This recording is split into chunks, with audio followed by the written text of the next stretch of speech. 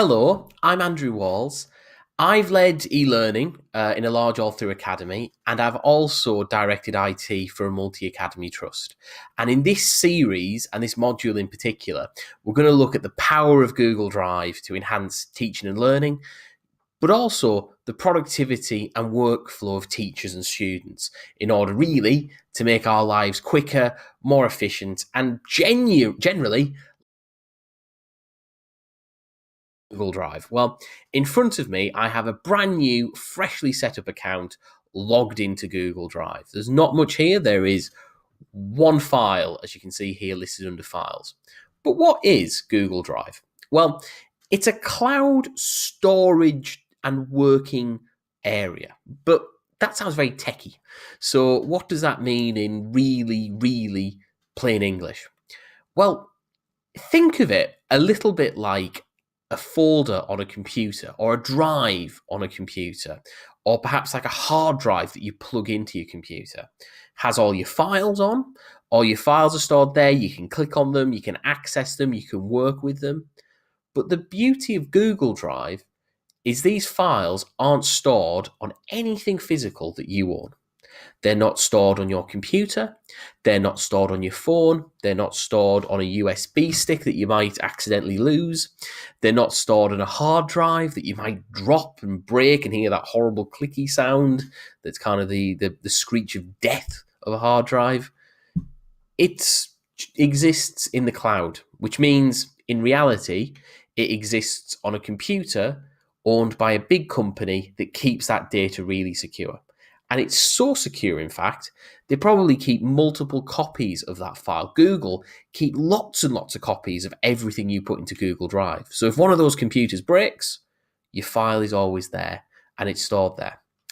But you might think, well, what's the advantage of storing things there rather than maybe the network drive owned by my network administrator or my IT team? And that's a good question. This comes down to really the three major advantages of using Google Drive over traditional network storage.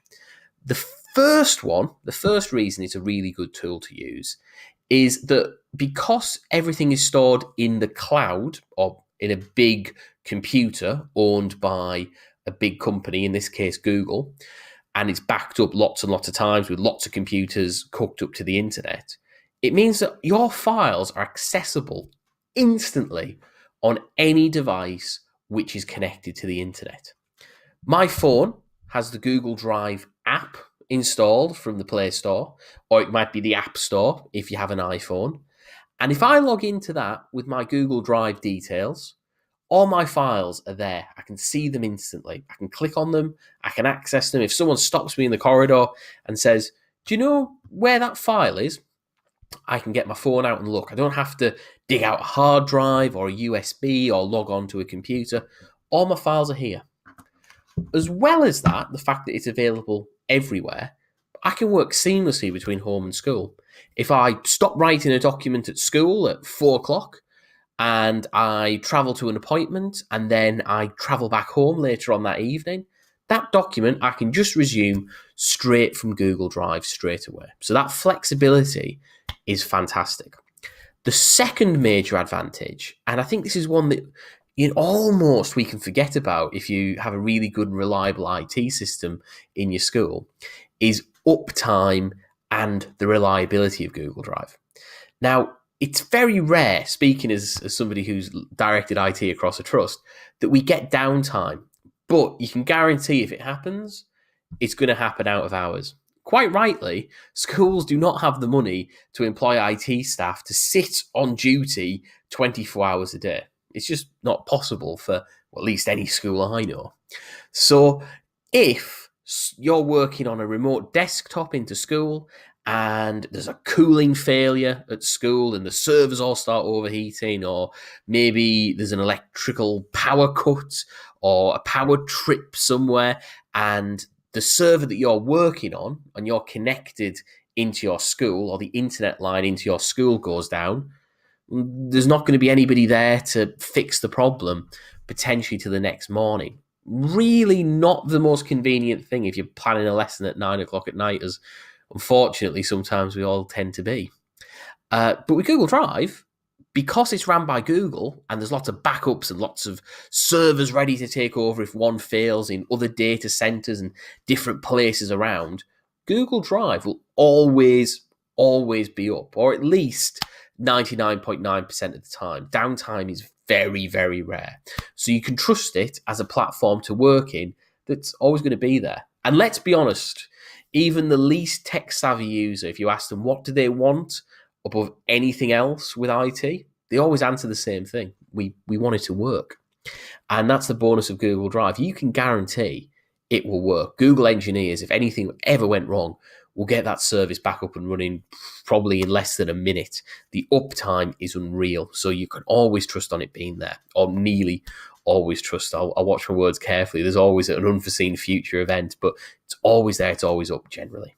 And uptime will be definitely, for a company like Google, far in advance of even the best IT team a school can employ, because schools can only employ people to work for about 8 hours a day. Well, that's only a third of the actual hours in a day. Not that I'm suggesting people should work overnight or anything.